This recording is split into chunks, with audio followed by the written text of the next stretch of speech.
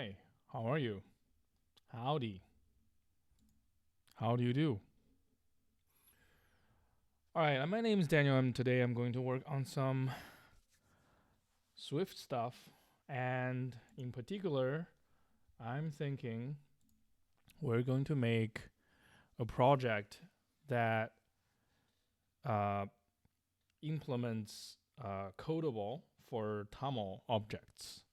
So I guess a little background is I've been working on a TOML deserializer, which takes TOML text and turn it into dictionaries and arrays and strings and bools and numbers. But it's a dictionary, so it's very similar to JSON serialization, where you say JSON object from with data, you get a dictionary back or array back in that case.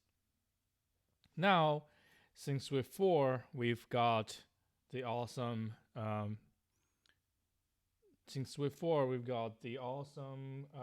stuff where you go directly from a blob of data to your awesome type that conforms to codable. Sometimes only decodable, sometimes only encodable, sometimes just codable, which is a combination of the both. And so internally, what's really happening is the codable implementation actually calls JSON serialization, and then it will do a bunch of stuff.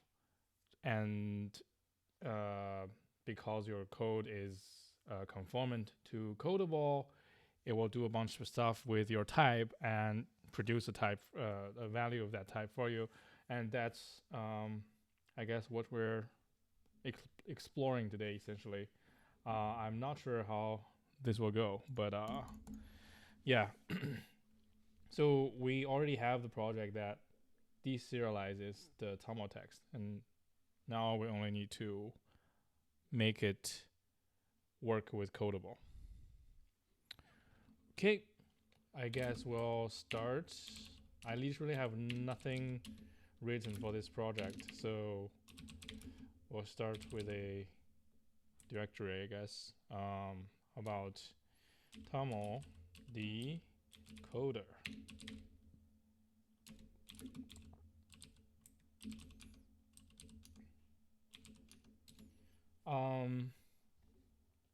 I guess I'll make a playground and work with the playground first. That's usually a good workflow for me.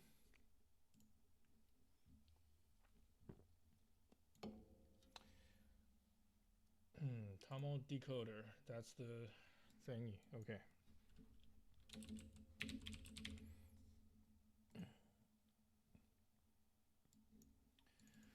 Okay, so let's take a look at what's in a playground. And I believe there's more. What if I run some code?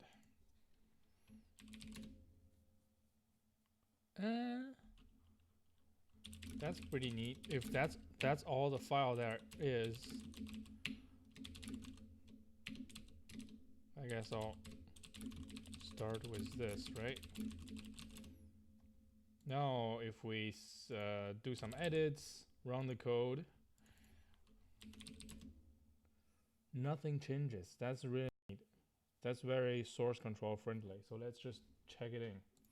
I don't know how this works because it's a Xcode beta, so things changed a bunch for the better. Okay.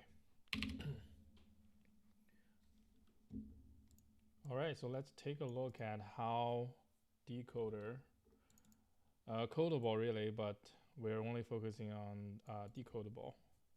Let's take a look at how that works. So I guess I'll just maybe just jump into Swift's code base. I believe I recently pulled master. Okay. And yep, I've seen this file before. So this is where the source code is. You'll realize that is part of Darwin Foundation Decoder, but is actually housed in as the stdlib path apparently, but whatever. And we're looking for decoder. Here we go. JSON decoder. So now works from scratch. We're just going to use the JSON decoder project as a blueprint. And I guess the number one goal is try to learn how it works. And then we'll make a copy along the way and see where that leads us. Yeah, let's go. So let's just look at it first. So we have a JSON decoder. It has a bunch of nested types that are public. These are the strategies for date and data and all that, which are fine. Float strategy, key decoding, use default keys or convert snake case. This might be useful for us later. Custom. All right. The implementation for convert from snake case, interesting. Let's see how it's implemented actually. So look for underscore, does some index stuff.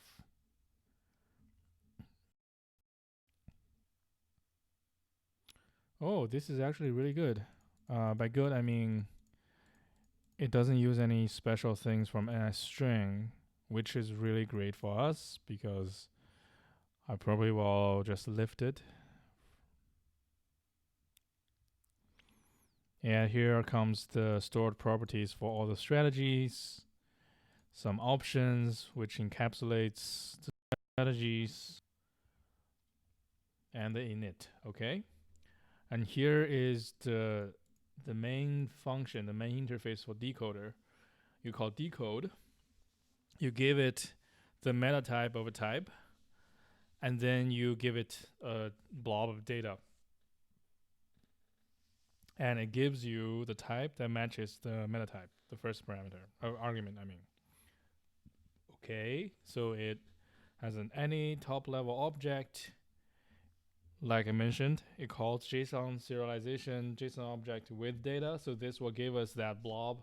For us, this will be a dictionary. For this case, any valid top level JSON object, I suppose.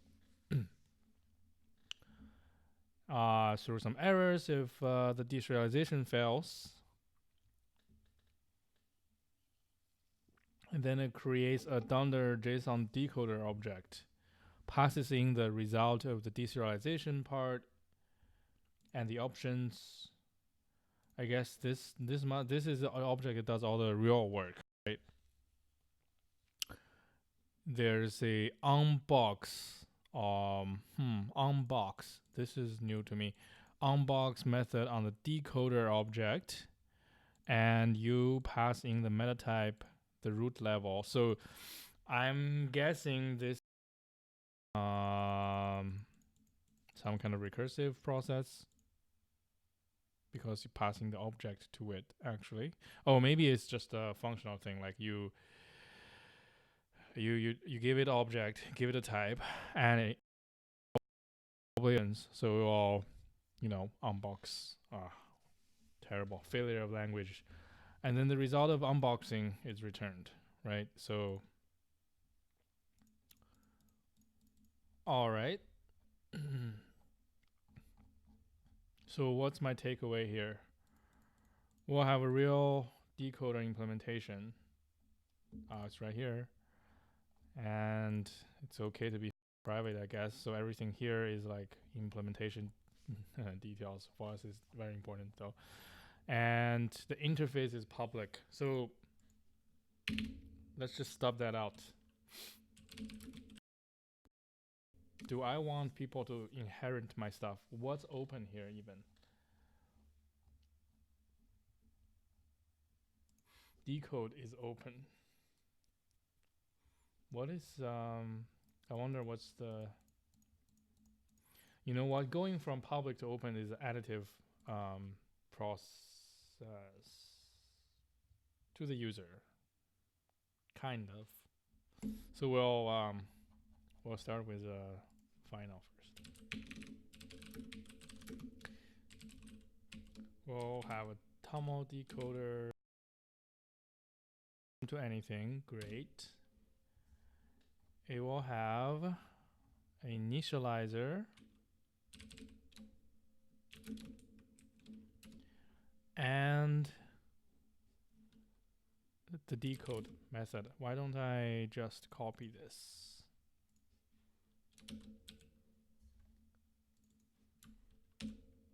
All right. Data. Should I do the sequence trick?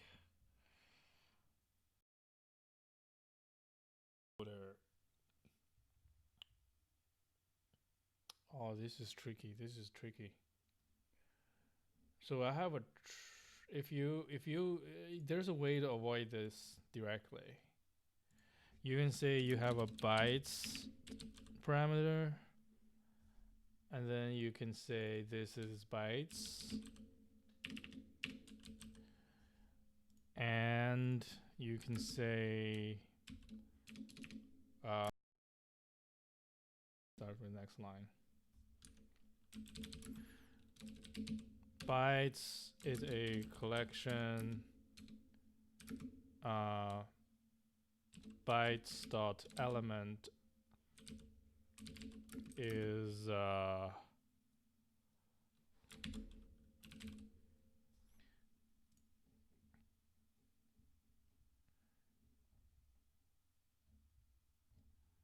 it's basically bytes, right? The element is bytes. I forgot what's the actual spelling of bytes here. Probably like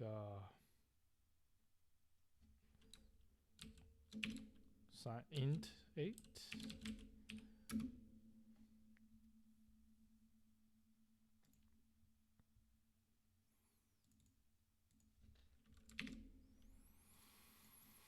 We'll say fatal error.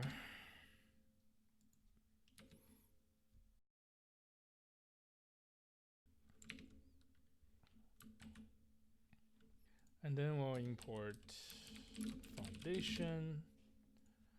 We'll make a TOML decoder instance. Give it, I don't know, int.self, and does this satisfy the type? I think it does.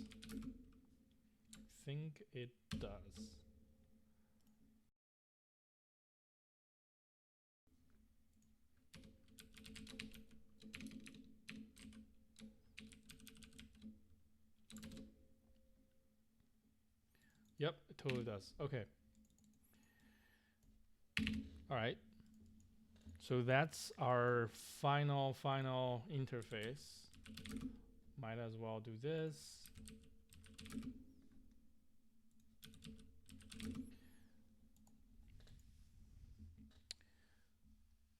Okay, so let's look at how Decoder, the real person, works. Dunder is a little gross to me, so I'm gonna do file private find class, maybe final class.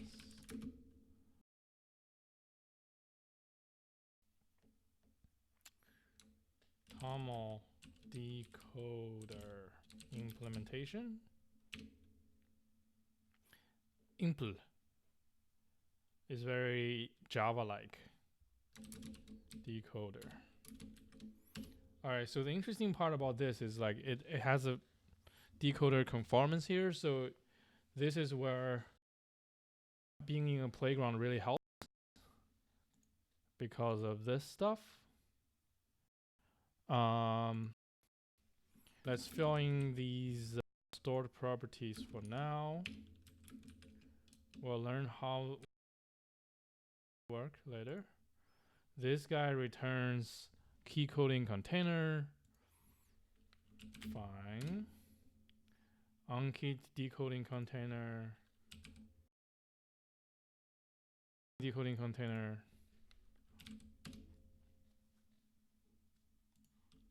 All right. So we've stubbed out another piece of this. I'm guessing that these guys will return these values, so we'll have to make one of each of these, right? So let's take a look actually. So there's a storage options is the actual options. We'll ignore. We'll have no options to start with.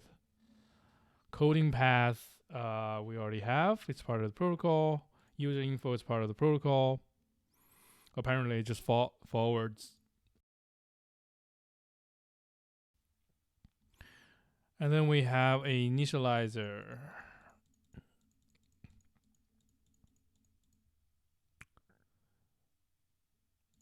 Okay.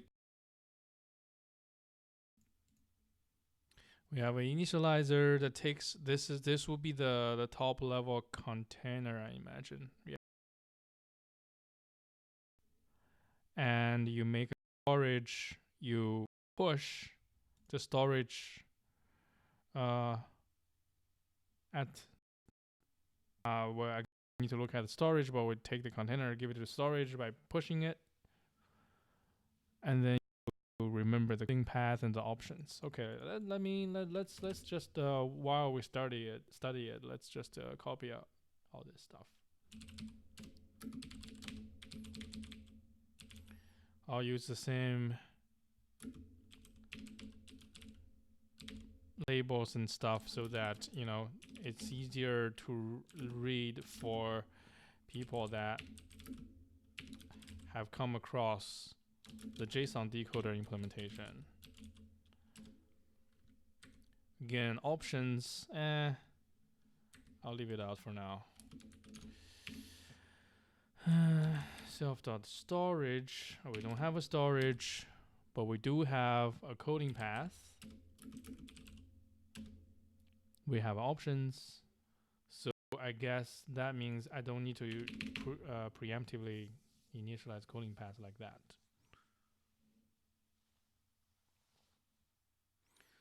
Okay.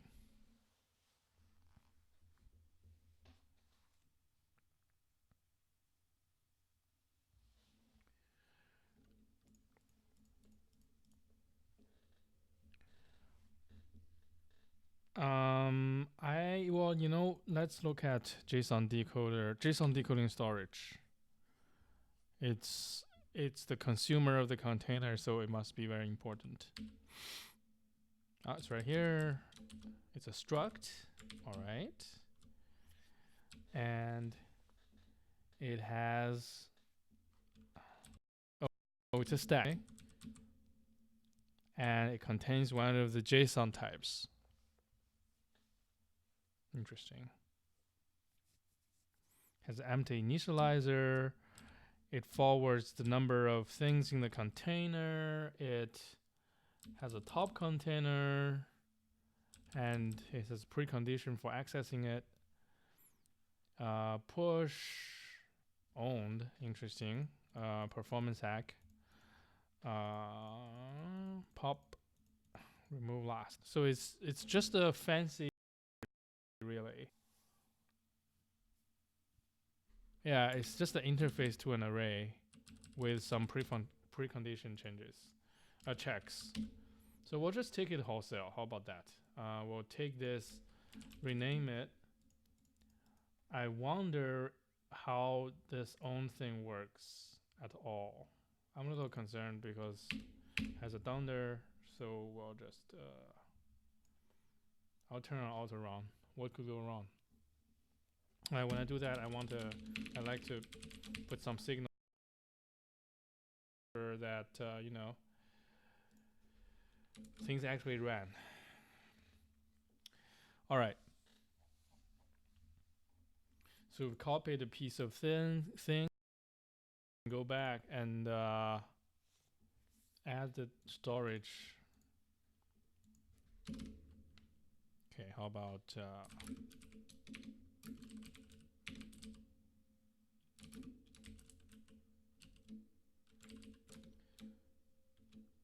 okay.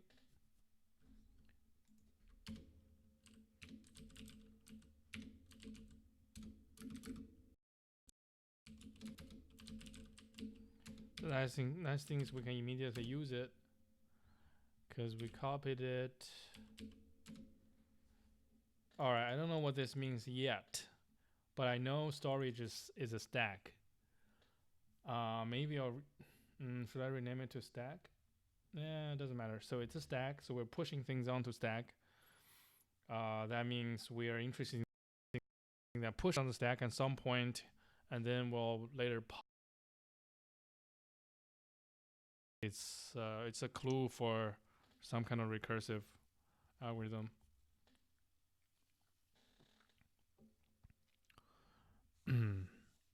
Oh, this is public. Okay. Oh yeah, this is one of the protocol things. This one returns key decoding container. It checks the top level top container. Okay, so it checks whether it's null. The interesting thing is in our JSON decoder, sorry, TOML deserializer, there's never going to be null. It's not in the definition of TOML. Therefore, the TOML deserializer won't put that kind of value inside. So we don't have to worry about this branch at all, which is awesome. And then we look at whether this container is in dictionary. Right? We actually throw if it's not. Interesting. Expectation, reality. All right. Why don't I do the same?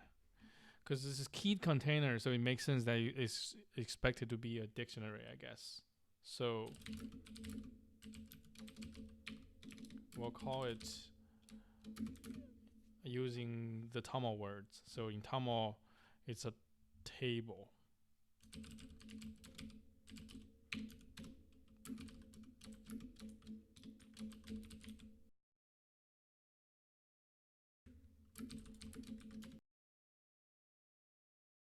Cardinal sin by saying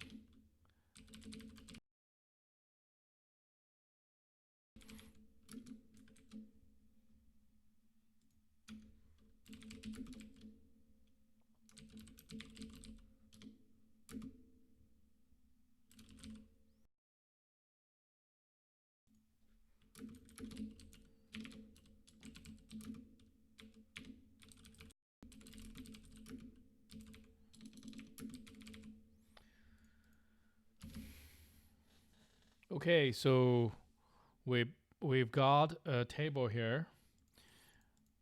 Oh, and then keyed decoding container. So we basically directly pass this down. Ramping top container. Right, we pass this down into a new object and return that object. Keyed decoding container. What is keyed decoding container? Is there a class? No. What is keyed decoding container?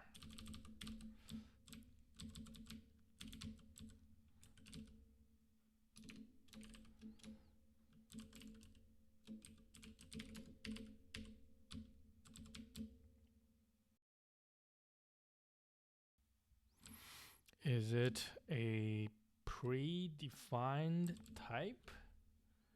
Keyed. Oh yeah, it is. It is. In fact, it's part of the Swift standard library. Okay. It's a struct. All right, the decoding container protocol. It has a key thingy. Okay, it takes a container. Okay, it's just type eraser. Anyway, the takeaway I got is key decoding container. Right, we're here. We were here. Container. My takeaway is we need one of these. We need a JSON keyed decoding container, which is defined here. Steal and rename. I think the underscore there was really redundant because there's real access control here. I guess in a big team environment, it's a note for others to say to pay attention. Okay, so looks like this guy is pretty involved. It has a bunch of stuffs. Oh, maybe not. K equals key equals K, and then Swift wants some more stuff. Wait, no.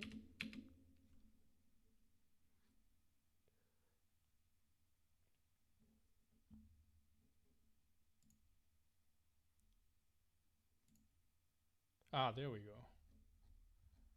Oh boy, that's a lot of stuff. Okay, this guy wants to return something.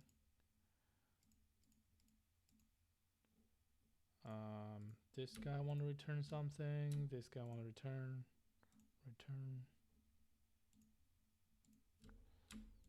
All right, so we have an overload for each of these primitive standard library types. I get that. I'm a little concerned of what I just clicked here.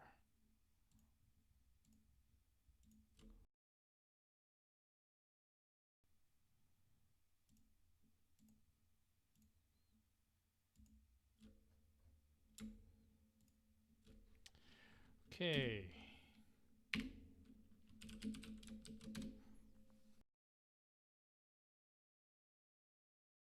Now Swift seems to be happy about the conformance of this object to the type key decoding container protocol. Great.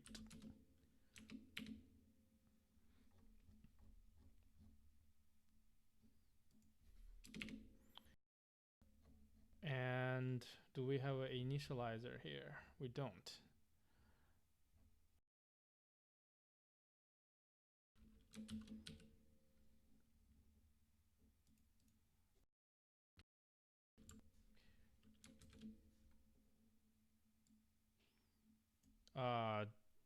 What do we call this? TOML Decoder impl.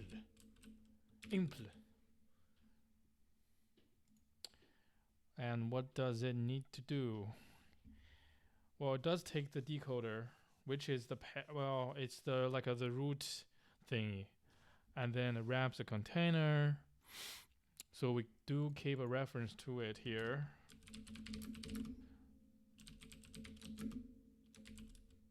TOML Decoder impl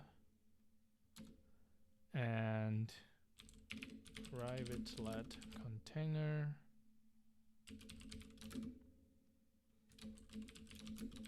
we know is a keyed container. The implementation, it saves the decoder and it looks at the strategy and it does a bunch of stuff to the container. I guess like if you're converting from snake case, then this is where you actually do it. Convert from snake case, key value, and then you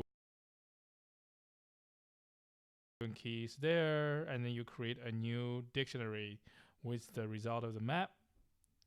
Or if you let user pass in the converter. Yeah. And for now, since we don't have any strategy, we'll just do container equals container. This is great. So efficiency.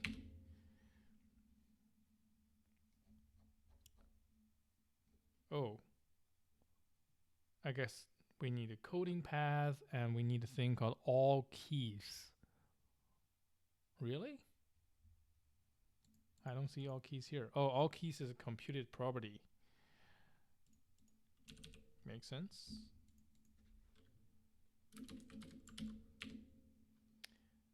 And the coding path is a decoder's coding path.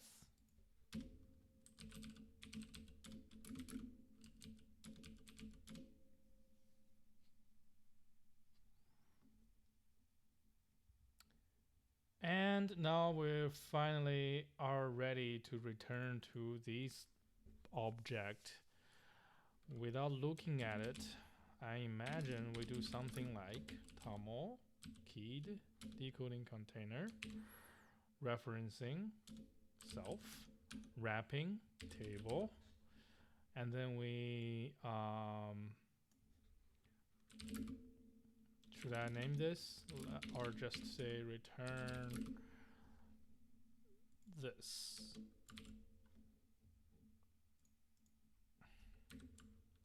The type eraser.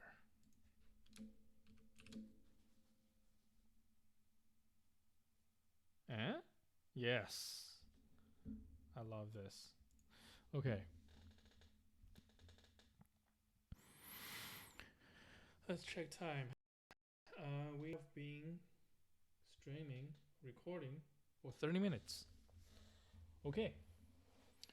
I think we're halfway there. So it's pretty good. Pretty good. So this is the key decoding container. Unkeyed decoding container and something called a single decoding container, if I remember correctly, just from my experience using this guy, using JSON Decoder.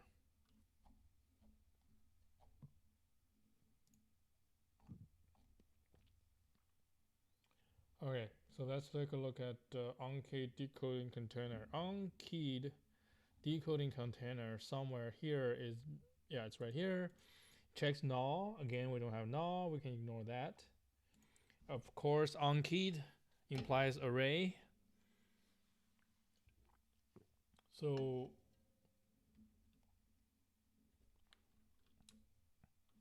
we'll do a very similar thing here. I'll keep the fatal error around to make the compiler less grumpy.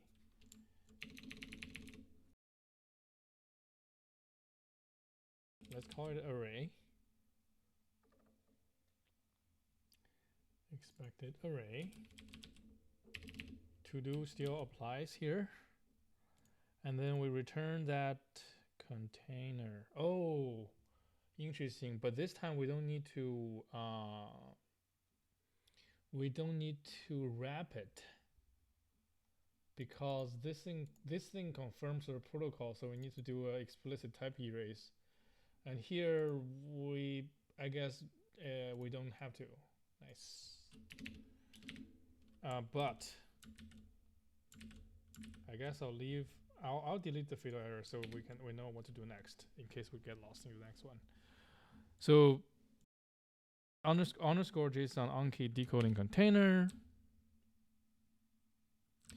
No surprise, very similar to the keyed decoding container. I'm going to do the same thing, steal everything. We're going to have a storage for decoder, have a storage for container path. In fact, I'm going to let the compiler do some work for me. Oh, this time it's filling everything all together. Great. Let's do the multi-cursor thingy.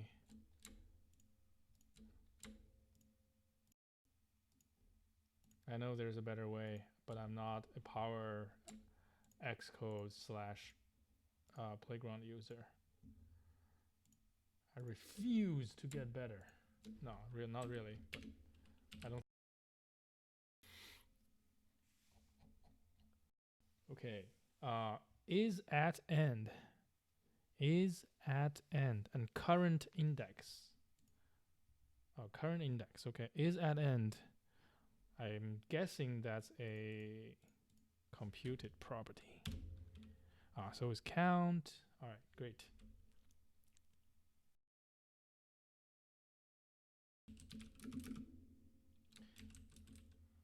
TOML Decoder impl. Is there a better way to name this stuff? Oh, interesting. So the filled in things are actually vars, but we can do away with lets, right? These things never mutate, right? Oh, we'll find out if they do. So why not?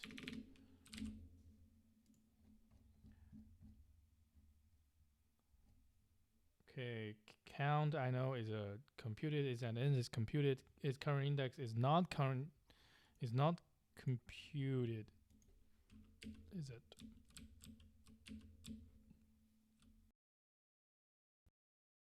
Index. Okay, it's gonna be mutated though, I think.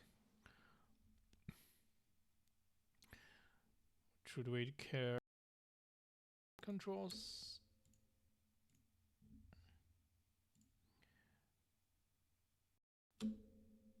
Whoa, whoa, whoa. Some of these are public.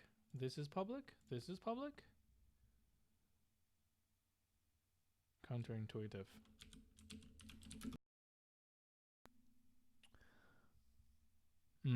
Coding path. Apparently needs to be private set and public.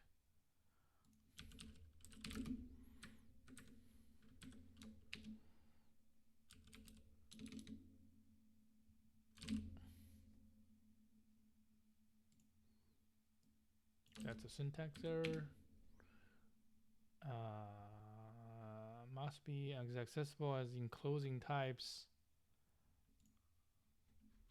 Public, private, set.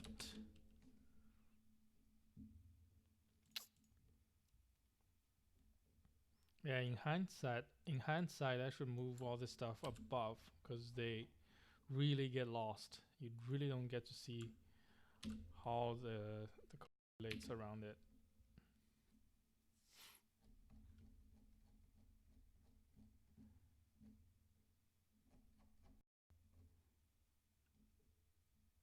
Yeah.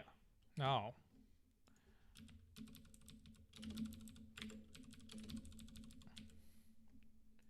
keep stealing. TOML Decoder impl container is not declared yet.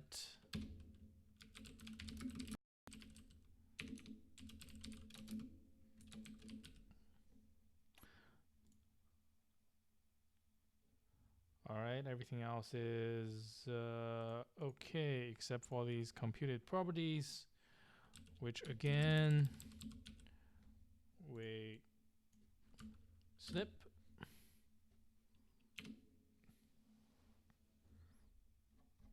Hey, did we get the smiley face? Oh, yeah, we got this guy. All right.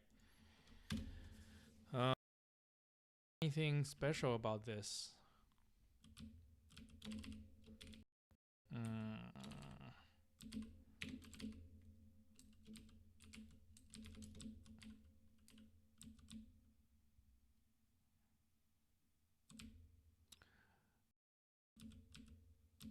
Unkeyed container implementation. Nope, we just pass everything. What do I call it? Unkeyed decoding container. We give it these.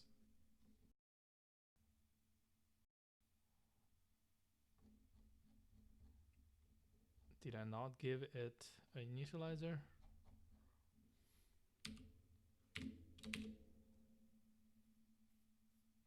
Oh, did I not? Interesting. TOML Unkeyed. That's why.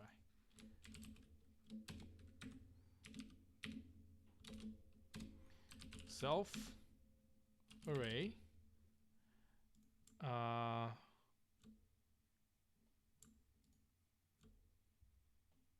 Unkeyed.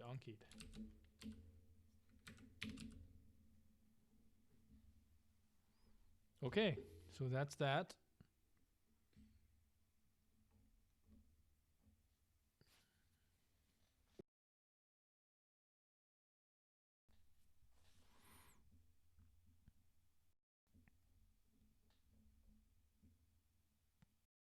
And we have one last thing, one last type, at least on the top level, we need to create the single value decoding container. Single value decoding container.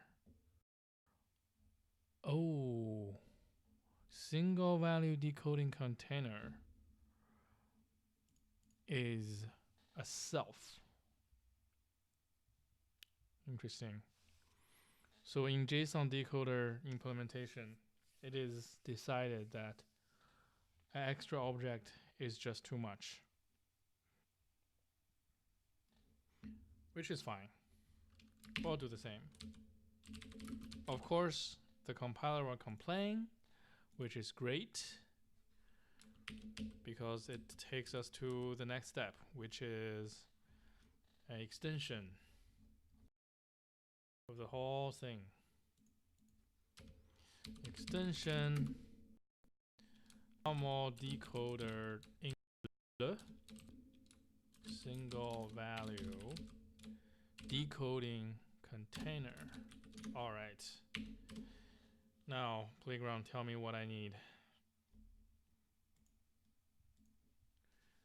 Bunch of stuff. Decode. Multi-cursor thingy.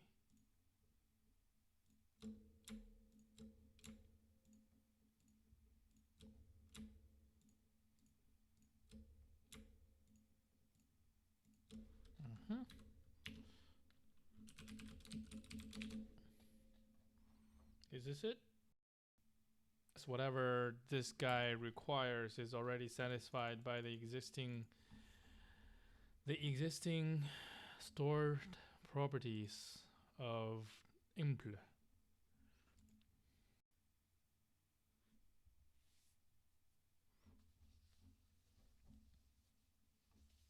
And just a sneak peek. All this implementation seems to call SelfThatUnbox. So that means, you know, we're going to need to implement a bunch of SelfThatUnbox, or at least one. Okay, so that's amazing. We have implementation for JSON Decoder. I mean, TOML Decoder, sorry.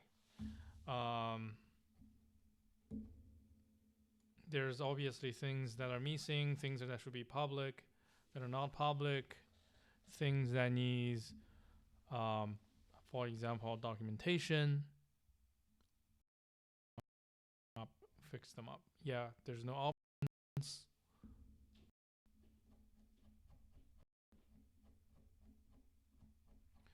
Okay, so what's next? What's next is we're gonna do stuff in TOML Decoder.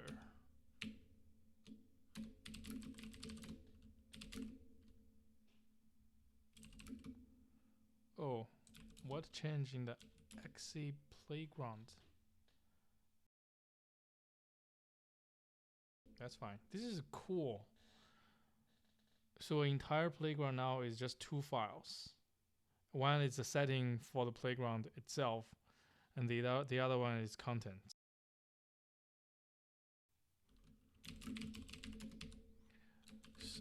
Copy skeleton project from Swift.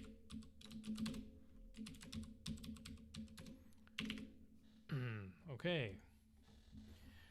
So should we attend?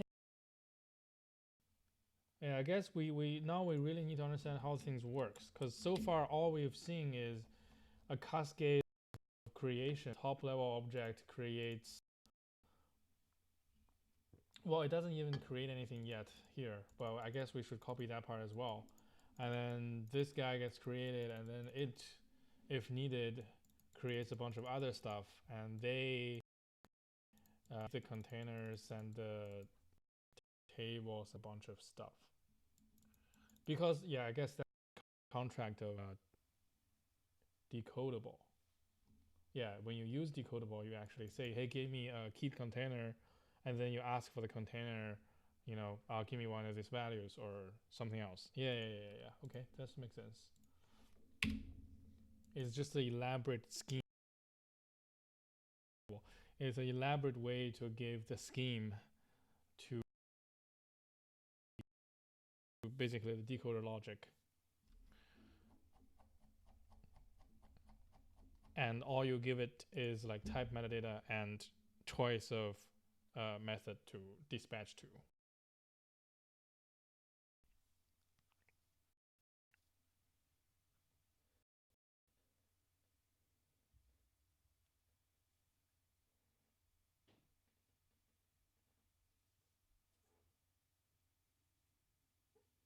Wow, we dropped a lot of frames today. Fuck.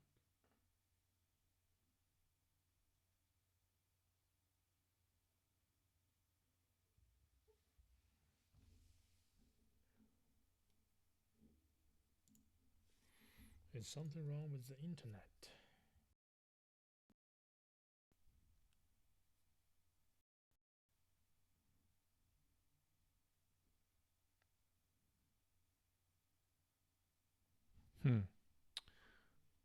All right.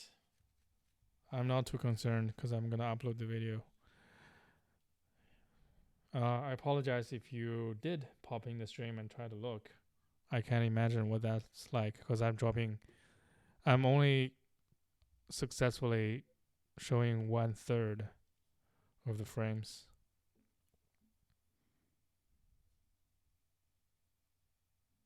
Wow.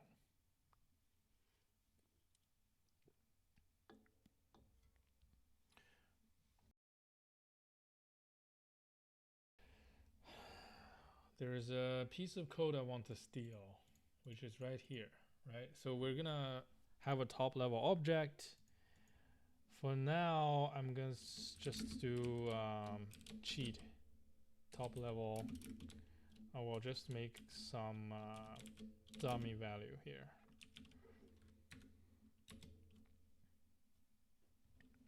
And then we don't have to deal with decoding error yet, which is great. We make a decoder. Gonna thingy. And oh, this Unbox.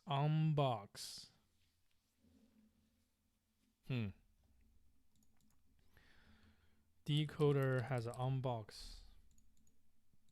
So this is why I didn't copy it. Okay. Referencing self.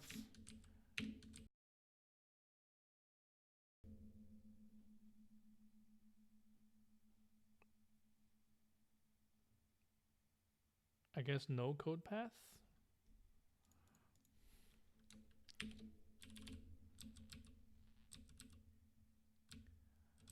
Wait a minute. Oh yeah, as a default value.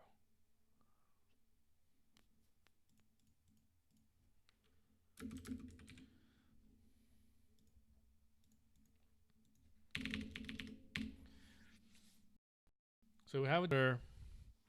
Now we're gonna try to call this Unbox thing, which is the real deal, right? The real workhorse. And then it will give us the value we want. Unbox is set on JSON Decoder. So func dunder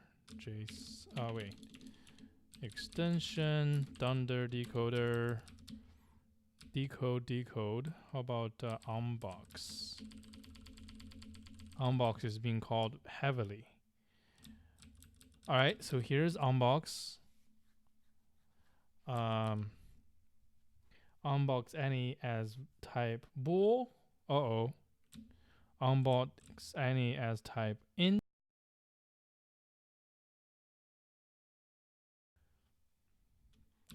All the floats.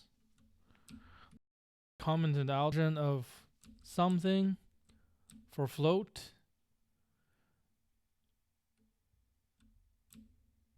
Unbox data. Okay. Unbox decimal.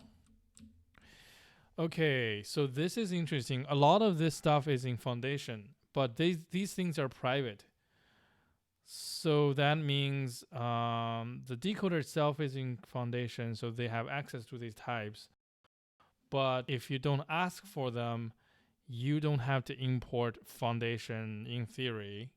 Well, I guess you're using decoder, so you have to do that. I guess we'll try to support these because all these types in foundation are decodable. That's a design choice we need to make. Yeah. Okay, so here's a generic version of this. Unbox blah, and it calls another method unbox something.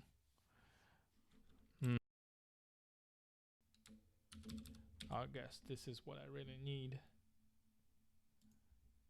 Decoder will have this method.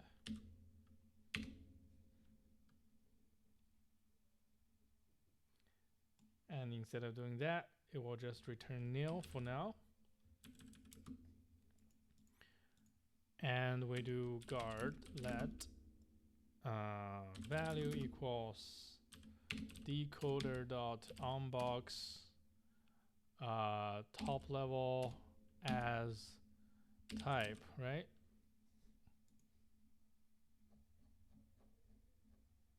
Yeah, because we take the data and convert it into top level. Else throw back. Call try here. Now we get to return the value because it's the correct type. And it's not nil. Neat. Okay, that's a good skeleton. That's a good skeleton. So really, Unbox is the so let's take a look at that. So when you call Unbox, of course, if it's a well-known type like int64 or something, it has a predefined value, and all it does, let's actually find int64. Okay, so first thing first, we check against null, which is awesome because we don't need to. And then we actually unbox, well, cast the value in as a number. Of course, JSON deserialization internally stores everything as number. And then we check it against in case it's a bool. If it's a bool, I guess we don't actually do anything. Or it's yeah. And then we, this is miserable. It's actually checked against the constant of true and false in core foundation, I suppose.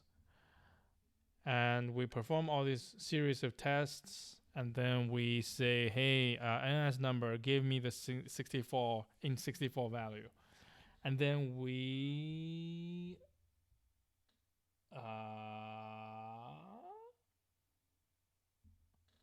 this must be some kind of conversion guard. We convert the unbox value back. So I guess if I remember correctly, doing this triggers a bunch of like roundings and things that, this is a safe way to get the value out. But I guess this next line is checking that, whatever magic happened during the conversion didn't ruin the number itself. So if you think about it, it's like you get the value out of the number, you put it back into a number, and then you check it against this number. That means like if you take it out again, it's gonna still be the same number, same 64 number. Parsing JSON number blah does not fit in. Okay, so it's really a size check, and then you take it. So this really is. We probably only need a typecast, and we need to do that for every single one of these. So I can start filling this in really quickly. But my next question is, are they called elsewhere other than these guys? If they are just a typecast, if they're just forwards to those methods and those methods are not being used elsewhere, then we don't need to define those methods separately. And these actually looks like generated methods because they look exactly the same. Okay, so those are the existing well-known types.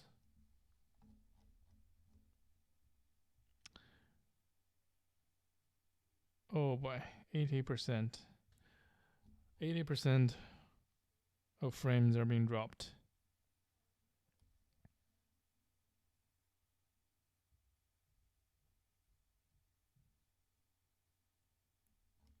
Okay. But this generic version though, check against null. Wait, this is string. Data, oh, data looks, oh, date. Okay, date is interesting.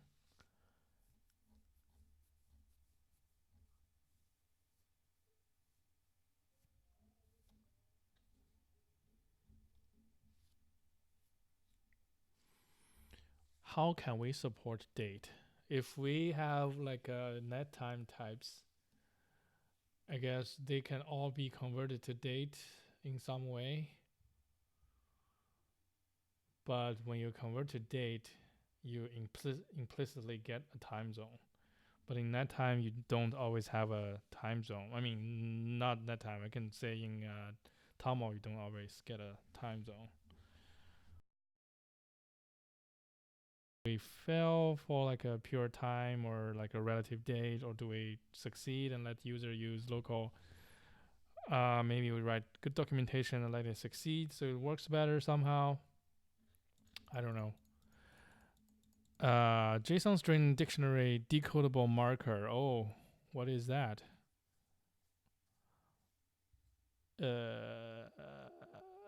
Some kind of hack? Let's look at the generic version. Generic version calls into another thing. I bet this exists for mutually recursive things. So this thing is like if the type is a date, we call self.box for the specific version of these. I don't know why you need this way of dispatch. Is it because you want to deal with date and NS date both? Date and NS data, URL and NS URL. Do we need to do all this as well?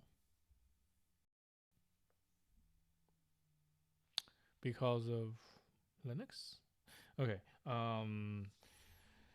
So, oh, in URL is actually interesting. If you are trying to decode a URL, the decoder will actually try to get a string box, and then it will create a URL for you. URL string, awesome. If you ask for decimal or decimal number as decimal number, then we forward to that method. Decodable type.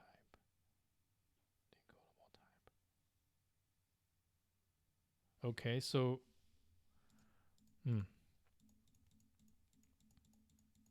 oh, if all this special dispatch fails, we push the value storage, the stack, and then we pop it when we're done. And then we use type.init from. Type.init from is part of the codable interface, I believe. Okay, so we create this value from self and return it. Okay, that makes sense.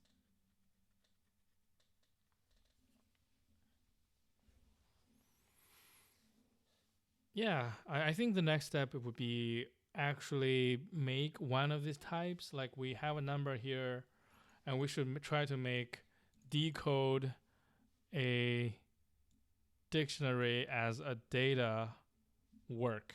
Like I want to say, hey, you know, TOML Decoder instance, decode int6 from this dictionary, and it should, by the way, and it should give us int64 value. I don't know why I typed 64 instead of 42 there, but that would be an interesting exercise. And then the next step is ask for, I guess we can start making structs, and then we make the structs codable, and then we can say TOML Decoder, give me one of these structs. And then we can start putting in structs within structs, and we'll put in some date times and stuff into the struct, and you know, see, actually we can imperatively see what code path is getting triggered, and then we can implement those, and we'll fill these in more and more by steadily stealing more and more stuff from JSON Decoder. That seems like a plan. Okay, this stream is not super successful, but hopefully the video is being recorded.